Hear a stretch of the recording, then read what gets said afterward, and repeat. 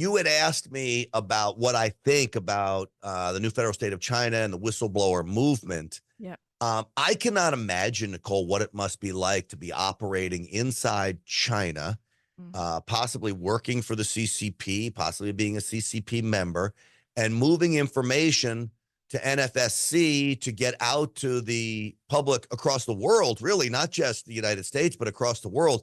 The danger and threats that they must face in order to put that information out there at great risk to their own personal safety. I can only imagine what Xi Jinping would do if he got a hold of one of your whistleblowers. So to them, I'm tremendously grateful. You know, I mentioned boldness. I talk about that a lot, and that we need Americans to be bold in this time. You need to stand up. You need to say your beliefs. You need to speak out against what you see happening, and you need to talk to people about it.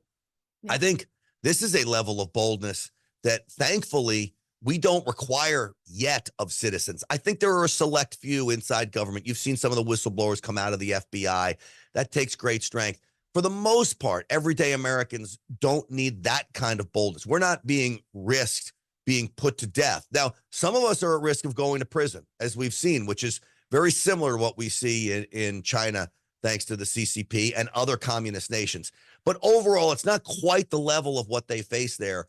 And I'm grateful to it, because we're not going to take down the CCP unless we get the information that I'm so grateful to you and the rest of your team for often pushing our direction to the Real America's Voice show, the podcast, so we can spread this far and wide so people really know about the evils of the CCP.